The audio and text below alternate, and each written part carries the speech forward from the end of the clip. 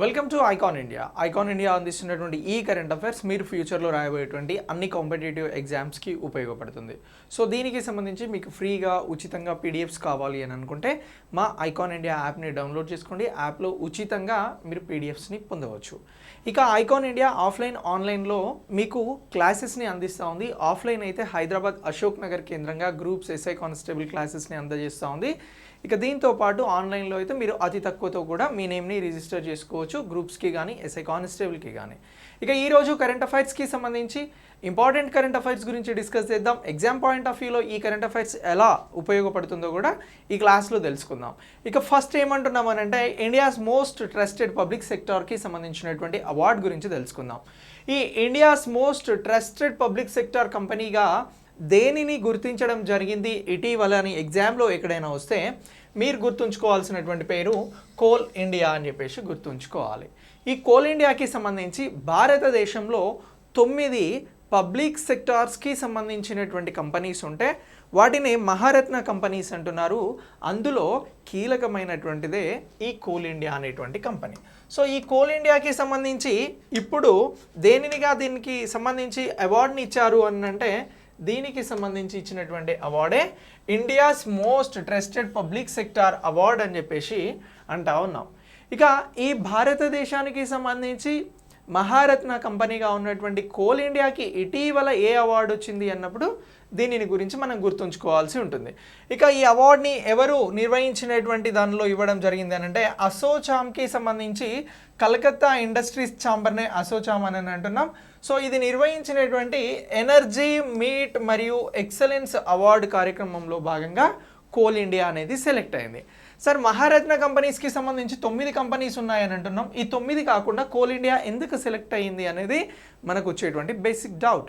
So coal India ఈ Covid సిచ్యువేషన్లో కూడా విద్యుత్ అవసరానికి సంబంధించి ఏమాత్రం లోటు రాకుండా బొగ్గుని సరఫరా చేయడం జరిగింది.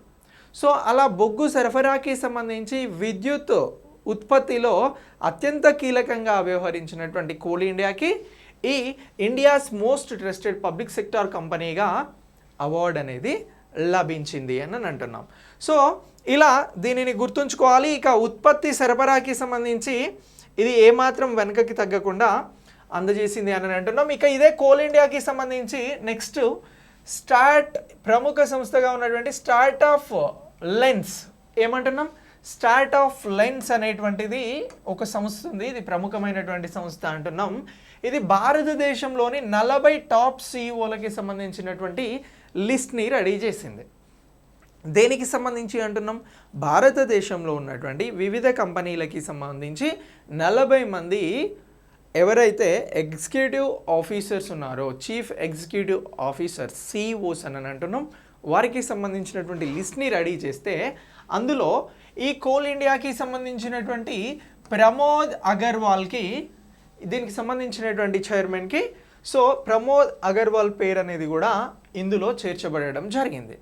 దేనిలో భారతదేశంలో 40 మంది కంపెనీస్కి సంబంధించినటువంటి సిఇఓస్ అలాగే చైర్మన్స్ ఎవరైతే ఉన్నారో వారికి సంబంధించి ఒక లిస్ట్ రెడీ చేస్తే అందులో 40 మంది ఉంటే ఈ కోల్ ఇండియాకి సంబంధించినటువంటి ప్రమోద్ అగర్వాల్ పేరుని కూడా అందులో చేర్చారు అని అంటున్నాం.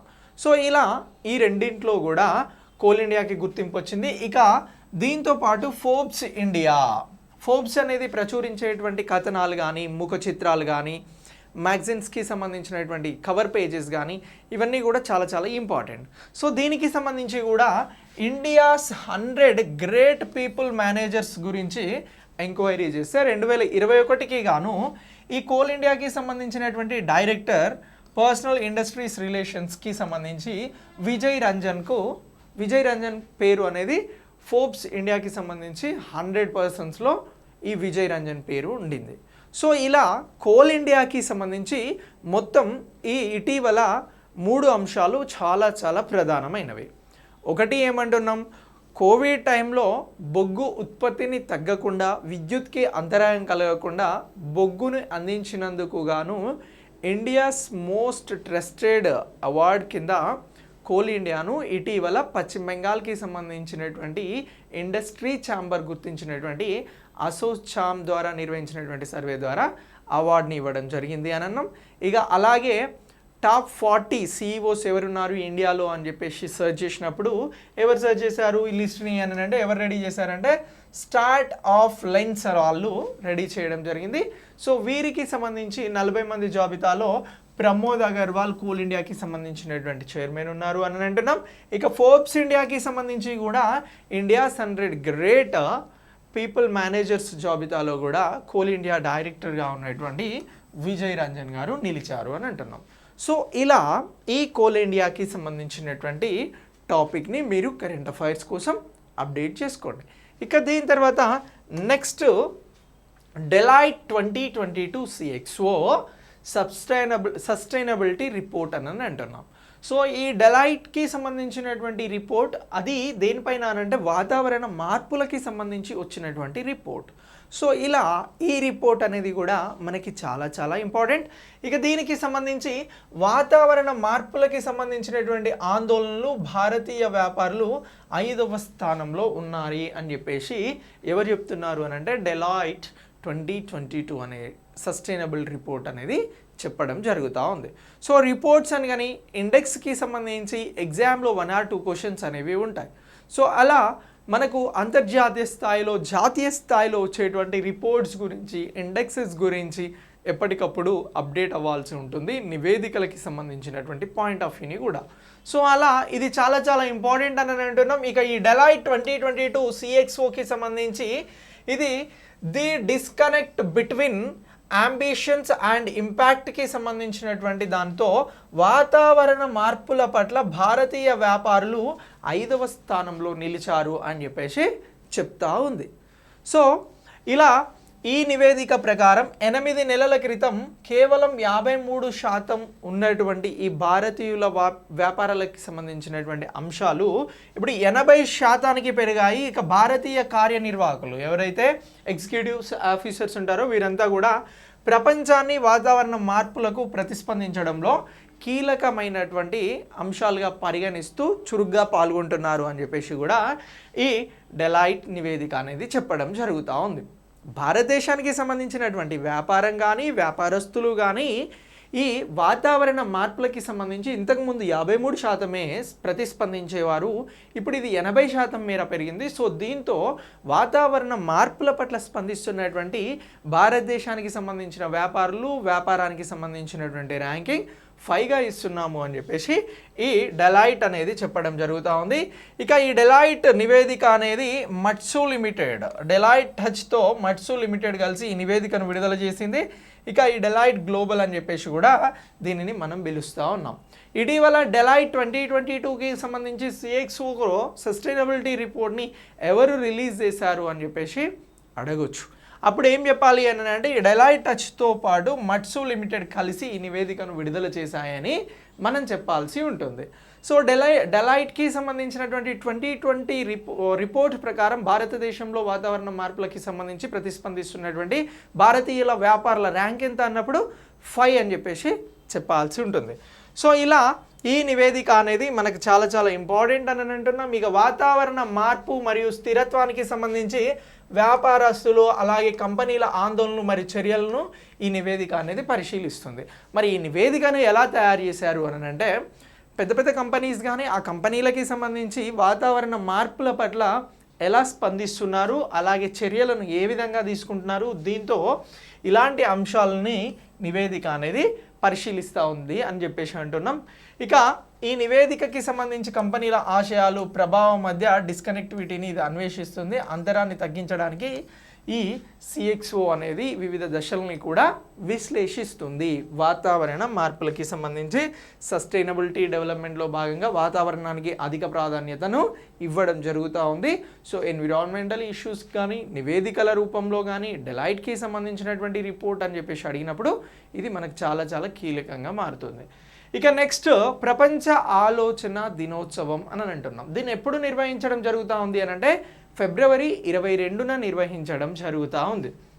సో దీనినే వరల్డ్ థింకింగ్ డే అని చెప్పేసి మనం పిలుస్తూ ఉన్నాం.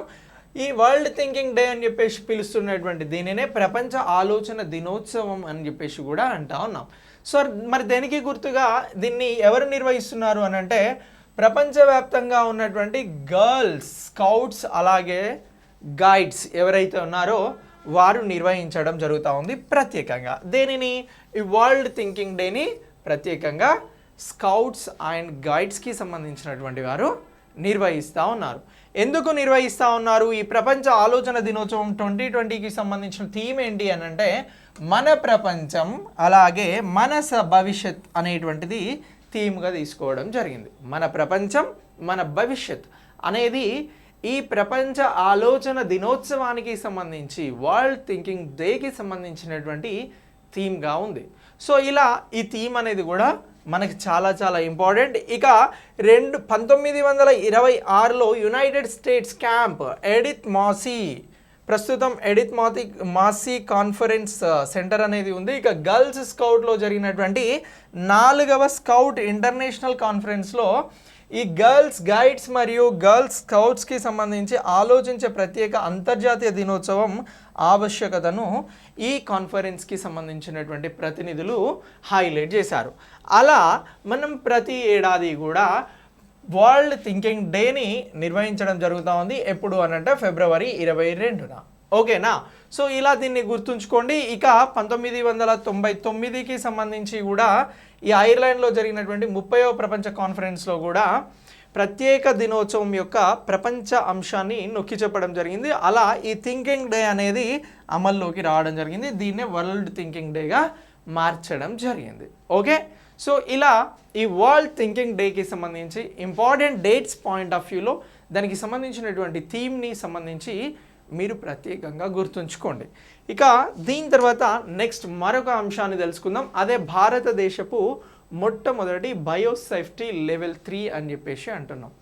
సార్, ఈ బయోసేఫ్టీకి సంబంధించి ఇటీవల ఇది మహారాష్ట్రలో ప్రారంభించబడినటువంటి ICMRకి సంబంధించినటువంటిది, ఇండియన్ కౌన్సిల్ ఆఫ్ మెడికల్ రీసెర్చ్కి సంబంధించినటువంటి వారు ఏం చేసినారు అని అంటే ఒక మూవబుల్ రీసెర్చ్ సెంటర్ని స్టార్ట్ చేయడం జరిగింది.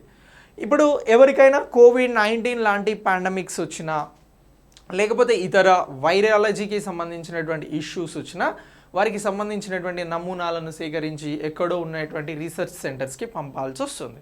సో ఇప్పుడు అలా కాకుండా డైరెక్ట్ ఈ మూవబుల్ బస్ ద్వారా ICMR ఏం చేస్తుంది అని అంటే, ఇండియన్ కౌన్సిల్ మెడికల్ రీసెర్చ్ వారు ఏం చేస్తున్నారంటే మారుమూల ప్రాంతాలకి కూడా వెళ్ళి సర్వీస్ని అందించాలనేటువంటి లక్ష్యంతో ఉన్నారు. సో అలా ఇప్పుడు ఏం చేశారు అని అంటే భారతదేశపు మొట్టమొదటి బయోసేఫ్టీ లెవెల్ 3 మొబైల్ ల్యాబొరేటరీని ఎక్కడ ప్రారంభించారు అని అడగవచ్చు. సో మహారాష్ట్రలో ప్రారంభించారు అని గుర్తుంచుకోవాలి మనం. ఓకేనా? సో ఇక అలాగే మహారాష్ట్రలోని నాసిక్లో భారతదేశపు మొట్టమొదటి బయోసేఫ్టీ లెవెల్ 3 కంటైన్మెంట్ మొబైల్ ల్యాబొరేటరీని కేంద్ర ఆరోగ్య మరియు కుటుంబ సంక్షేమ శాఖ సహాయ మంత్రి భారతి ప్రవీణ్ పవార్ గారు ప్రారంభించారు అని గుర్తుంచుకోండి. ఇక ఇండియన్ కౌన్సిల్ మెడికల్ రీసెర్చ్ ఏదైతే ఉందో దీనికి సంబంధించి శిక్షణ పొందినటువంటి శాస్త్రవేత్తల ద్వారా దీనిని అభివృద్ధి చేయడం జరిగింది. ఇక వైరల్ ఇన్ఫెక్షన్లకి సంబంధించి ఇది పరిశోధన అనేది ఈ మొబైల్ వ్యాన్ ద్వారా ప్రత్యేకంగా నిర్వహించడం జరుగుతూ ఉంది. సో ఇక ఈ కొత్తగా ప్రారంభించినటువంటి ఈ ల్యాబ్ అనేది దేశంలోని మారుమూల మరియు అటవీ ప్రాంతాలను కూడా యాక్సెస్ చేయగలదు, కనెక్ట్ చేయగలదు, అక్కడ ఉన్నటువంటి సమస్యలపైన వెంటనే రిపోర్ట్స్ ఇవ్వగలదు అని చెప్పేసి చెప్తా ఉన్నారు. మానవులు మరియు జంతు వనరుల నుండి నమూనాలను ఉపయోగించి దీనికి సంబంధించినటువంటి పరిశోధనలను ఈ మొబైల్ ఏదైతే ల్యాబొరేటరీ ఉందో ఇది చేస్తూ ఉంది. ఇక ప్రధాన మంత్రికి సంబంధించినటువంటి ఆయుష్మాన్ భారత్ పథకం ఏదైతే ఉందో అందరికీ ఆరోగ్యానికి సంబంధించి అందులో ఈ మిషన్ అనేది ప్రధానంగా వ్యవహరించబోతుంది అని చెప్పేసి కూడా మనం ప్రత్యేకంగా చెప్పడం జరుగుతూ ఉంది. ఇక నెక్స్ట్ తాజ్మహల్కి సంబంధించినటువంటి ఫెస్టివల్ అనేది జరగబోతుంది. దాన్ని తాజ్ మహోత్సవ్ అని చెప్పేసి పిలుస్తూ ఉన్నాం. ఇది 2022కి సంబంధించి జరగబోతా ఉంది. ఎప్పటి నుంచి ఈ ఫెస్టివల్ని నిర్వహించబోతా ఉన్నారు అని అంటే మార్చి 20 నుంచి మార్చి 29 అంటే ఈ వచ్చే నెలలో ఈ తాజ్మహల్ ఫెస్టివల్ అనేది నిర్వహించబోతున్నారు. దాన్ని తాజ్ మహోత్సవ్ అని చెప్పేసి పిలుస్తూ ఉన్నాం. సో ఇలా ఈ తాజ్ మహోత్సవం అనేది మొదటిసారి 1992లో ప్రారంభమైంది. సో తాజ్మహల్కి సంబంధించి దీనిని ఆగ్రాలో నిర్వహిస్తున్నటువంటి ప్రత్యేకమైనటువంటి ఫెస్టివల్. సో దీన్ని 10 రోజుల పాటు నిర్వహించడం జరుగుతూ ఉంది. ఇక దీనికి సంబంధించి థీమ్ ఏముంది అని అంటే ఆజాద్ కే అమృత్ మహోత్సవం సాంగ్లో భాగంగా తాజ్ కే రంగ్ ఏమంటున్నాం, తాజ్ కే రంగ్ అనేటువంటి థీమ్తో దీనిని నిర్వహించడం జరుగుతూ ఉంది. సో ఈ తాజ్ కే రంగ్లో భాగంగా ఈ తాజ్ మహోత్సవం అనేది నిర్వహిస్తూ ఉన్నారు. ఇక తాజ్ మహోత్సవంలో ఏమేమి ఉంటాయి అని అంటే ఉత్తరప్రదేశ్ ఆగ్రాలో ఉన్నటువంటి ప్రసిద్ధ హస్తకళల గ్రామమైనటువంటి శిల్పాగ్రామ్ అనేటువంటిది ఉంది. ఇది ఎక్కడ, ఆగ్రాకి 5 కిలోమీటర్ల దూరంలో ఉంది అని అంటున్నాం.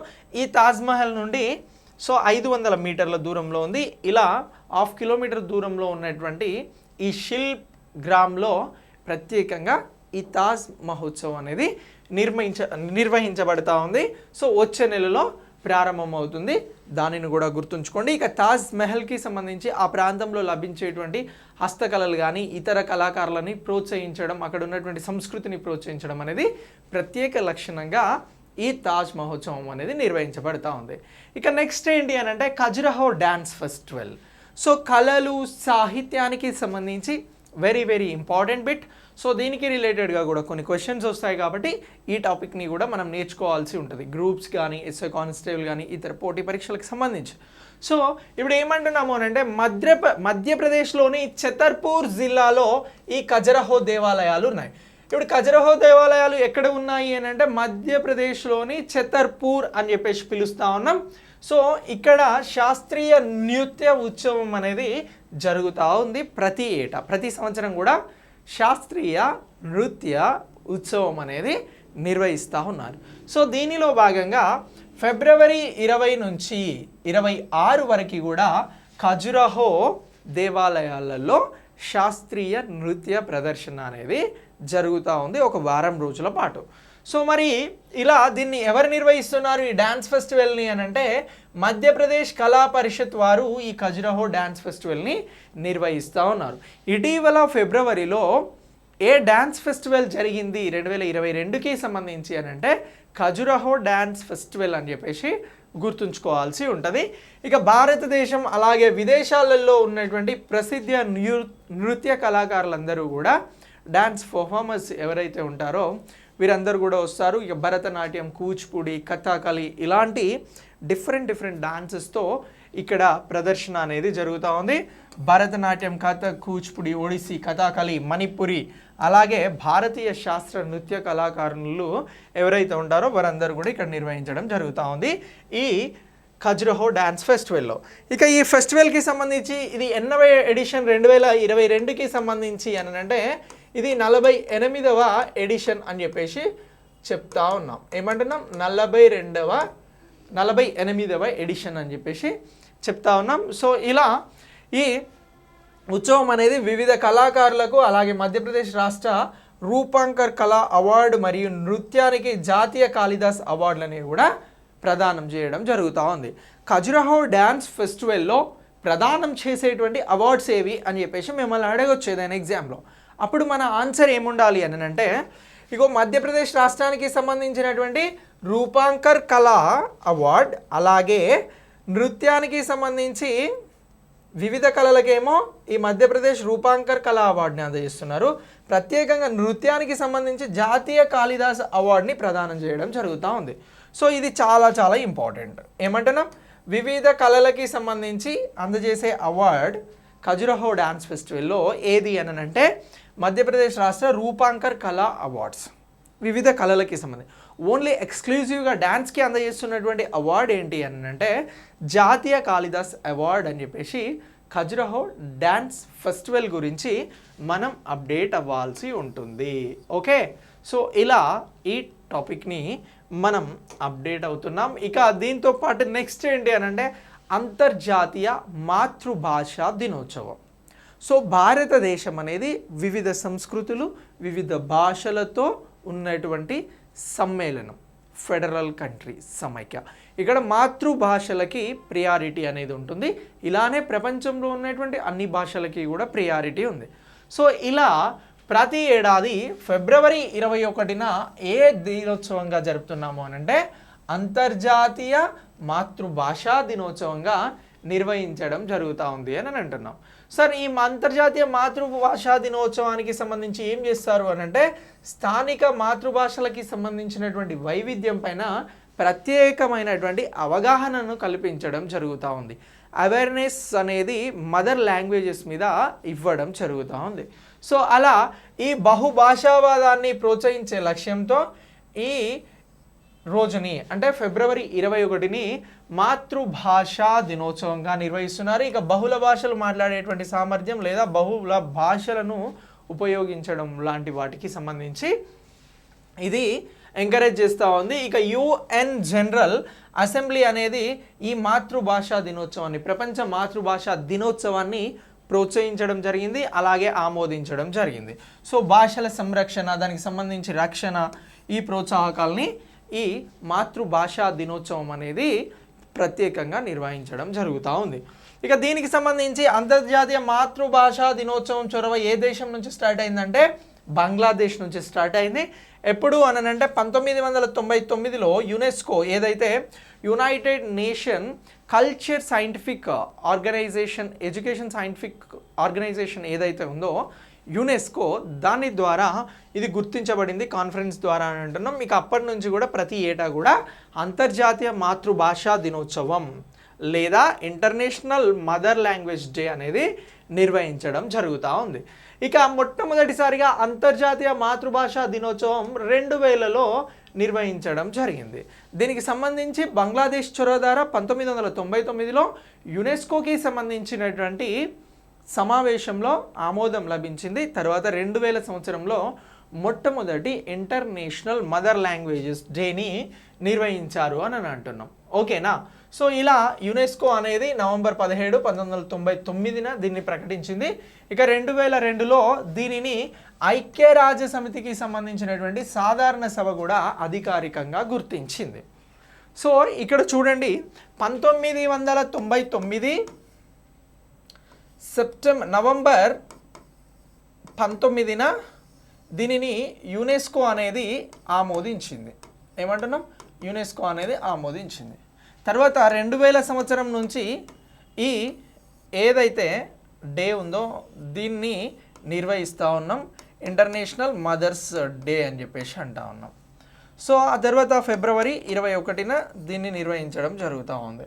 దీన్ని ఏది అని అంటున్నాం? ఐక్యరాజ్య సమితి యునైటెడ్ నేషన్స్కి సంబంధించి జనరల్ అసెంబ్లీ అనేది ఒకటి ఉంది. సో ఇది ఎప్పుడు ఆమోదించింది అని అంటే 2002లో ఆమోదించింది. ఈ పాయింట్స్ అన్నీ కూడా ఇంపార్టెంట్ పాయింట్స్, వీటిని అన్నింటినీ కూడా లాజికల్ ఆర్డర్లో గుర్తుంచుకోండి. ఓకేనా?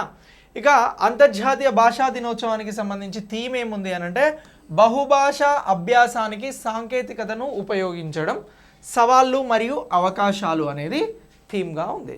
సో అంతర్జాతీయ ఇంటర్నేషనల్ మదర్ లాంగ్వేజ్ డే ఎప్పుడు నిర్వహిస్తున్నాం, దానికి సంబంధించినటువంటి థీమ్, దాన్ని ఎప్పుడు యునెస్కో గుర్తించింది, ఎప్పుడు యునైటెడ్ నేషన్ జనరల్ అసెంబ్లీ గుర్తించింది, సాధారణ సభ గుర్తించింది, దీన్ని ఎప్పటి నుంచి నిర్వహిస్తున్నాం అనేటువంటి అన్ని పాయింట్స్ కూడా ఎగ్జామినేషన్ పాయింట్ ఆఫ్ వ్యూలో మనకి చాలా చాలా అవసరం. ఓకే, ఇక దీని తర్వాత నెక్స్ట్ కేంద్ర బడ్జెట్ అమలుపై ఒక ఆలోచనాత్మకమైనటువంటి వెబినార్ని నిర్వహించడం జరిగింది. సో ఇప్పుడు వచ్చినటువంటి బడ్జెట్ ఏ ఇయర్ అని అంటే 2022-23 ఆర్థిక సంవత్సరానికి సంబంధించినటువంటి బడ్జెట్. సో దీనికి సంబంధించి ఈ బడ్జెట్ ప్రకటనలను సమర్థవంతంగా మరియు త్వరితగతిన తీర్చేందుకు, పూర్తి చేసేందుకు, అమలు చేయడం కోసం అని చెప్పేసి ప్రభుత్వం అనేక కీలక రంగాలలో వెబినార్లను నిర్వహించడం జరుగుతూ ఉంది. ఇటీవల బడ్జెట్కి సంబంధించి ఎడ్యుకేషన్లో వచ్చినటువంటి మార్పులపైన ప్రత్యేకమైనటువంటి వెబినార్లను నిర్వహించడం జరిగింది. అది విద్య మరియు నైపుణ్య రంగంపై వెబినార్ అని చెప్పేసి ఈ థీమ్తో నిర్వహించడం జరిగింది. సో ప్రభుత్వ మరియు ప్రైవేట్ రంగాలు, పరిశ్రమలు, విద్యా సంస్థలు నిపుణులతో మేధోమథనం చేయడం ద్వారా వివిధ రంగాలలో అనేక సమస్యలు అనేవి అమలు చేయబడతాయి, అనేక సమస్యలు తీర్చబడి అన్ని అంశాలు అమలు చేయబడతాయి అని చెప్పేసి ప్రత్యేకంగా చెప్తా ఉన్నారు. ఇక డిజిటల్ యూనివర్సిటీస్కి సంబంధించి ప్రపంచ స్థాయి ఉన్నత విద్యా ప్రమాణాలను పెంచేందుకు అందరికీ అందుబాటులోకి తీసుకురావడానికి ఈ డిజిటల్ యూనివర్సిటీస్ని కూడా ఏర్పాటు చేయాలి అని చెప్పేసి భావిస్తున్నారు. ఇక 1+1 ఛానల్ ప్రోగ్రామ్ని కూడా ఈ బడ్జెట్లో ప్రత్యేకంగా తీసుకురావడం జరిగింది. నాణ్యమైనటువంటి డిజిటల్ విద్యా విధానాన్ని ముందుకు తీసుకువెళ్లేందుకు ఈ స్కీమ్ని అమలు చేస్తూ ఉన్నారు. ఇక డిజిటల్ టీచర్స్ అనేటువంటి ప్రోగ్రామ్ని కూడా తీసుకురావడం జరుగుతూ ఉంది. సో సమగ్రత, మెరుగైనటువంటి అభ్యాస ఫలితాలు మరియు నైపుణ్యం కోసం నాణ్యమైన ఈ కంటెంట్ వర్చువల్ ల్యాబ్లని ప్రత్యేకంగా సృష్టిస్తూ ఉన్నారు. సో ఇలా ఈ బడ్జెట్లో ప్రకటించినటువంటి అంశాలపైన ప్రత్యేకమైనటువంటి వెబినార్స్ని నిర్వహించి ఆ ప్రోగ్రామ్స్ని ఎంత త్వరగా అమలు చేయాలి అనేటువంటి పైన ఈ వెబినార్ అనేది జరిగింది. ఇక పరిశ్రమలు, నైపుణ్య అనుసంధానానికి సంబంధించి దీనిపైన కూడా చర్చిస్తున్నారు. ఇక అర్బన్ ప్లానింగ్ అలాగే డిజైనింగ్కి సంబంధించి భారత్ నిర్దిష్ట పరిజ్ఞానాన్ని షేర్ చేసుకుంటా ఉంది. ఇక పరిశ్రమల నైపుణ్యము అలాగే సిటీలో విద్యా సంస్థల అభివృద్ధికి సంబంధించినటువంటి అంశాలపైన కూడా ప్రత్యేకంగా చర్చించడం జరుగుతూ ఉంది. సో ఇక దీనికి సంబంధించి ఈ సమావేశంలో కేంద్ర బడ్జెట్ అమలుపై ఆలోచనాత్మక వెబినార్కి సంబంధించి ప్రైమ్ మినిస్టర్ మోడీ కూడా మాట్లాడతారు అనేది జస్ట్ మీరు అప్డేట్ చేసుకోండి. ఇక నెక్స్ట్ సింథటిక్ బయాలజీపై డీబీటీ డ్రాఫ్ట్ పేపర్ అనేది వచ్చింది. సో ఈ ముసాయిదా పేపర్ ఏం చెప్తుంది, అసలు సింథటిక్ బయాలజీ అంటే ఏంటి అని అంటే ఇది జీవ వ్యవస్థలో పనిచేయగల అసహజ జీవులు, సేంద్రియ అణువులను సృష్టించేందుకు జన్యు శ్రేణి మార్పులు, సవరణలు ఉపయోగించేటువంటి శాస్త్రాన్ని సూచిస్తుంది. అదే సింథటిక్ బయాలజీ అని అంటున్నాం. సింథటిక్ బయాలజీ ఏం చేస్తుంది అని అంటున్నాం, ఏదైతే జీవ వ్యవస్థలో పనిచేయగల అసహజ జీవులు, సేంద్రియ అణువులను సృష్టించేటువంటి జన్యు శ్రేణి మార్పు సవరణలను ఉపయోగించేదే సింథటిక్ బయాలజీ అని అంటున్నాం. సో మరి దీనికి సంబంధించి ఈ సింథటిక్ జీవశాస్త్రం మొదటి నుంచి కూడా డిఎన్ఏ యొక్క కొత్త క్రమాలను రూపొందించడంలో మరియు సంశ్లేషించడంలో ఇది శాస్త్రవేత్తలకు సహాయపడుతుంది, సింథటిక్ బయాలజీ. సో ఈ అంశంపై భారత వైఖరిని ఏకీకృతం చేయడానికి జాతీయ విధానం యొక్క ఆవశ్యకతను డిపార్ట్మెంట్ తన పేపర్లో నొక్కి చెప్పింది అని అంటున్నాం. దీన్నే సింథటిక్ బయాలజీపై డ్రాఫ్ట్గా దూరదృష్టి పత్రాన్ని విడుదల చేసింది అని అంటున్నాం. ఇటీవల సింథటిక్ బయాలజీకి సంబంధించి దేన్ని రిలీజ్ చేశారు అని అంటే డీబీటీ డ్రాఫ్ట్ అని చెప్పేసి గుర్తుంచుకోవాలి. అసలు సింథటిక్ బయాలజీ అంటే ఏంటి అని అంటే జీవ వ్యవస్థలో పని చేయగల అసహజ జీవులు, సేంద్రియ అణువులను సృష్టించేది సింథటిక్ బయాలజీ అంటున్నాం. సో ఇది ఒక జన్యు శ్రేణి. సో దీనికి సంబంధించి భారతదేశం సైన్స్ మరియు పాలసీపై విరుద్ధమైన వైఖరిని నివారించాలి అని చెప్పేసి కూడా పేర్కొంటుంది. ఇది 70 పేజీల పత్రంగా చెప్పబడతా ఉంది. ఇక అభివృద్ధి చేయడానికి తప్పనిసరిగా సూచించాల్సినటువంటి గ్లోబల్ పాలసీలు అలాగే ప్రోటోకాల్ని మాత్రమే కాకుండా సింథటిక్ బయాలజీని నిర్వచిస్తుంది మరియు ఫలిత ప్రక్రియలను, ఉత్పత్తులను కూడా మేధో సంపత్తి హక్కులు ఎలా హరిస్తున్నాయో కూడా ఇది చెప్తా ఉంది, ఎలా వర్తిస్తాయో కూడా చెప్పడం జరుగుతూ ఉంది. ఇక దీంతో పాటు లాభాపేక్ష లేని సంస్థలు, పరిశ్రమలకి చెందినటువంటి కొంతమంది వ్యక్తులతో సంప్రదింపుల ప్రక్రియ ద్వారా పేపర్ అభివృద్ధి అనేది చేయబడుతుంది. జాతీయ విధానానికి సంబంధించి ఇది చాలా ఉపయోగపడుతుంది సింథటిక్ బయాలజీ అని అంటున్నాం. ఓకే, ఇక నెక్స్ట్ వచ్చి డిఫెన్స్ రిలేటెడ్గా ఉన్నటువంటి అంశం. ఇప్పటివరకు మనం సైన్స్ రిలేటెడ్గా ఉన్నటువంటి టాపిక్ గురించి తెలుసుకోవడం జరిగింది. ఇప్పుడు ఏమంటున్నాం, డిఫెన్స్ రిలేటెడ్, రక్షణ పరమైనటువంటి అంశానికి సంబంధించి MH-60R మల్టీ రోల్ హెలికాప్టర్స్ గురించి తెలుసుకుందాం. సో ఈ MH-60కి సంబంధించినటువంటి హెలికాప్టర్స్ ఒప్పందం ఎప్పుడు జరిగింది అని అంటే ఫిబ్రవరి 2020లో అమెరికాకి సంబంధించినటువంటి డొనాల్డ్ ట్రంప్తో ఈ ఒప్పందం అనేది జరిగింది. సో ఎవరు అని అంటే ఈ లాక్హీడ్ మార్టిన్కి సంబంధించినవే ఈ MH-60R హెలికాప్టర్స్. వీటిని కొనుగోలు చేయడానికి భారతదేశం $2.2 బిలియన్లను విలువైన ఒప్పందం పైన సంతకం చేసింది.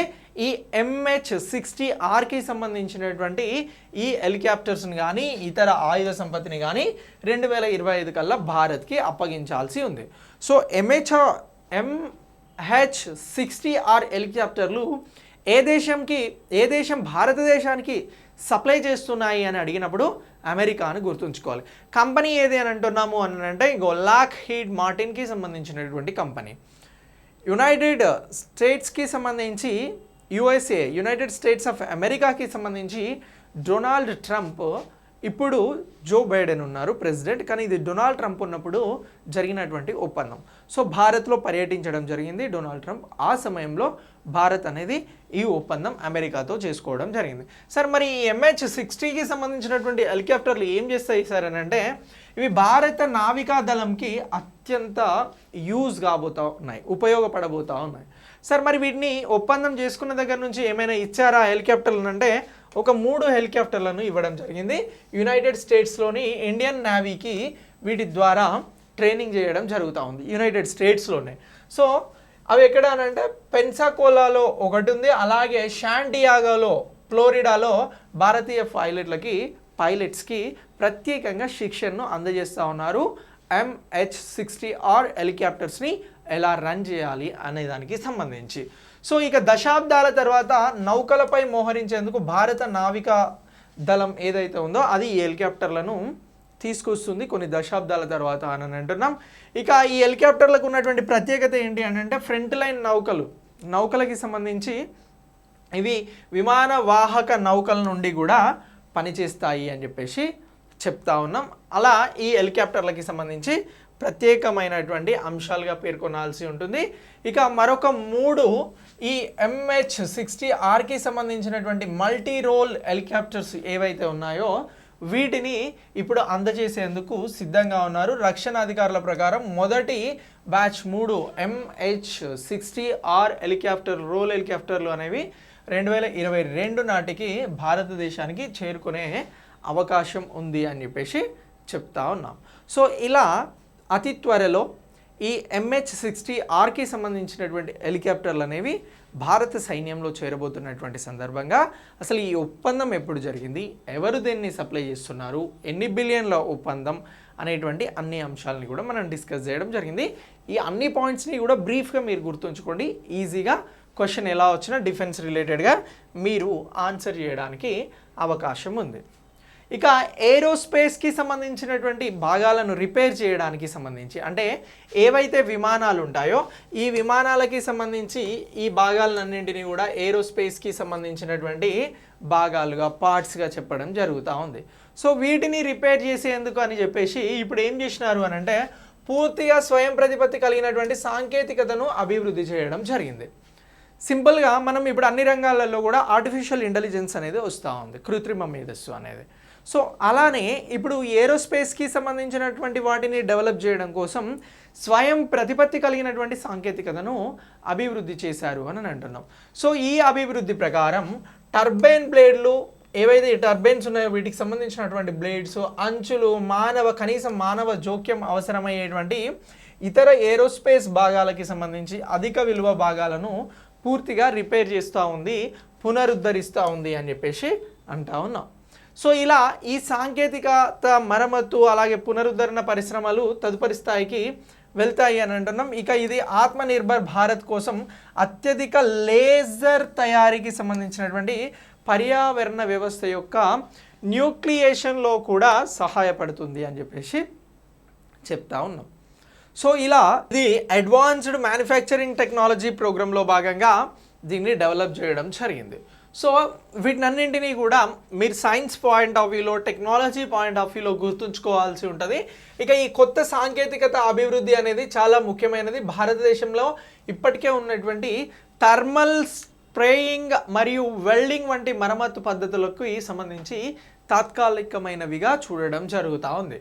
ఇక నెక్స్ట్ ఖచ్చితత్వాన్ని అందించవు కాబట్టి ఈ పద్ధతులు మాన్యువల్గా మరమ్మతు నాణ్యతను వ్యక్తి యొక్క నైపుణ్యం పైన ఆధారపడి ఉంటుంది. ఇప్పటి వరకు అవలంబిస్తున్నటువంటి విధానాలు ఏవైతే ఉన్నాయో అవి వ్యక్తి యొక్క నాణ్యత పైన, వ్యక్తి యొక్క విధానాలపైన ఆధారపడి ఉంటుంది. కానీ ఇప్పుడు వచ్చినటువంటి ఈ ఏరోస్పేస్ భాగాలకి సంబంధించి రిపేర్ చేయడానికి కొత్త సాంకేతిక పరిజ్ఞానం ఏదైతే ఉందో ఇది ఖచ్చితత్వాన్ని పాటిస్తుంది అని చెప్పేసి చెప్తా ఉన్నారు. ఇక ఐఐటి బాంబేలోని మెకానికల్ ఇంజనీర్కి సంబంధించినటువంటి విభాగం ప్రొఫెసర్ రమేష్ కుమార్ సింగ్ ఈ కొత్త టెక్నాలజీని అభివృద్ధి చేశారు. సో ఇక్కడ ఒక క్వశ్చన్ తీసుకుందాం. ఇటీవల ఏరోస్పేస్కి సంబంధించినటువంటి భాగాలను రిపేర్ చేయడానికి కొత్త సాంకేతిక పరిజ్ఞానతని ఎవరు తయారు చేయడం జరిగింది అని అంటే ఐఐటి బాంబే విభాగానికి సంబంధించి మెకానికల్ ఇంజనీరింగ్ విభాగం ఏదైతే ఉందో దానికి సంబంధించి ప్రొఫెసర్ రమేష్ కుమార్ సింగ్ అని చెప్పేసి మనం గుర్తుంచుకోవాల్సి ఉంటుంది. ఇక ఈ కొత్త సాంకేతికత అనేది అద్భుతమైనటువంటి ప్రక్రియ నియంత్రణ కోసం ఇది లేజర్ని కూడా ఉపయోగిస్తుంది. ఇది పూర్తి స్వయం ప్రతిపత్తి కలిగి ఉంటుంది. ఎలాంటి మిస్టేక్స్ జరగవు, మానవ జోక్యం అవసరం లేకుండానే ఇది బాగా వర్క్ చేస్తుంది అని చెప్పేసి చెప్తా ఉన్నాం. ఇక నిర్దిష్ట ఆల్గారిథంల ఆధారంగా కూడా నిక్షేపణ మార్గం నిర్ణయించబడుతుంది. ఇక లేజర్ స్కానర్స్ని ఉపయోగించి నష్టాన్ని గుర్తించడం, లోపభూయిష్టమైనటువంటి భాగాలకి సంబంధించి స్వయం ప్రతిపత్తి అనేది ప్రత్యేకంగా స్కాన్ చేయడం జరుగుతూ ఉంది. ఇక laser direct energy deposition technique మెటీరియల్ను డిపాజిట్ చేయడానికి ఉపయోగించబడుతుంది అని చెప్పేసి కూడా ప్రత్యేకంగా మనం చెప్పడం జరుగుతూ ఉంది. ఇక అనుకూలమైనటువంటి అవశేష ఒత్తిడిని కూడా ప్రేరేపించడానికి భౌతిక ఆధారితంగా ఈ నమూనా అనేది తయారు చేయబడింది. అధిక విలువ భాగాలను పునరుద్ధరించడానికి అందుబాటులో లేని సైన్స్ ఎనేబుల్డ్ టెక్నాలజీకి సంబంధించినటువంటి పరిష్కార అభివృద్ధికి కూడా ఇది ఒక మార్గం అని చెప్తా ఉన్నారు. ఇక రోబోటిక్ పునరుద్ధరణ వ్యవస్థ అనేది కూడా ఉంది వీటికి సంబంధించి. దీని ద్వారా ఏం చేస్తున్నారు అని అంటే damage detection, scanning path planning, అలాగే డిపాజిషన్, ఎన్ఫిషింగ్, అలాగే ఇన్స్పెక్షన్ వంటి కీలక కార్యకలాపాల కోసం కూడా స్వయం ప్రతిపత్తి అనేది పనిచేసేలాగా రూపొందించడం జరిగింది. సో ఇలా ఏరోస్పేస్ విభాగాలకి సంబంధించి వచ్చినటువంటి కొత్త టెక్నాలజీ గురించి కూడా మీరు అప్డేట్ చేసుకోండి. ఇక రీజనల్ కనెక్టివిటీకి సంబంధించి ఉడాన్ స్కీమ్ గురించి మనం లేటెస్ట్ అప్డేట్ తెలుసుకోబోతా ఉన్నాం.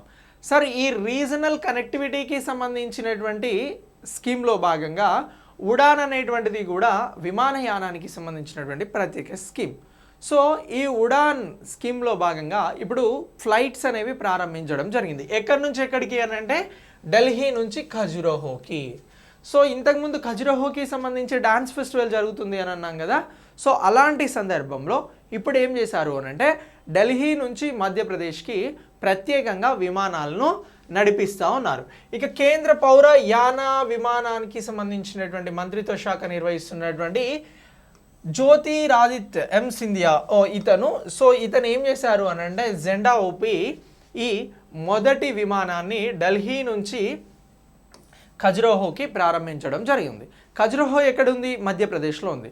అలాగే ఢిల్లీకి సంబంధించి ఢిల్లీ నుంచి ఖజురహోకి ఈ ఫ్లైట్ నడుస్తూ ఉంది అని అంటున్నాం. దీనికి సంబంధించి రీజనల్ కనెక్టివిటీ అనేది ప్రత్యేక అంశంగా తీసుకుంటా ఉన్నారు. ఇక ఈ ఫ్లైట్ ప్రారంభంతో పాటు రీజనల్ కనెక్ట్కి సంబంధించి ఈ ఉడాన్కి సంబంధించినటువంటి పథకంలో భాగంగా 405 రూట్లను మొత్తం ఐడెంటిఫై చేయడం జరిగింది. వీటిలో ఈ స్కీమ్లో భాగంగా స్పైస్ జెట్స్ విమానాలని నడిపిస్తూ ఉన్నారు. ఇక ఎవరైతే ఎక్కువ డబ్బులు చెల్లించి విమానాలలో ప్రయాణించలేరో వారికి సంబంధించి చాలా తక్కువ డబ్బులతో విమానాలలో ప్రయాణించేందుకోసం ఈ ఉడాన్ స్కీమ్ని తీసుకురావడం జరిగింది. ఎప్పుడు తీసుకొచ్చారు? 2017లో తీసుకొచ్చారు.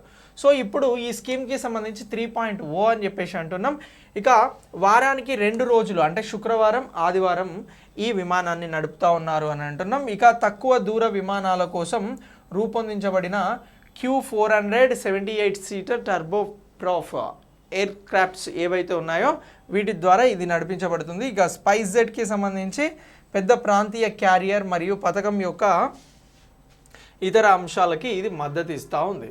ఇక స్పైస్ జెట్కి సంబంధించి ఎయిర్లైన్స్ ఉడాన్ పథకం కింద 65 రోజులకి సంబంధించి విమానాలు నడిపించబడుతున్నాయి. ఇక 14 ఉడాన్ గమ్యస్థానాలను భారతదేశంలోని అనేక ప్రాంతాలకు కలుపుతూ ఉన్నారు అని చెప్పేసి కూడా అంటున్నాం.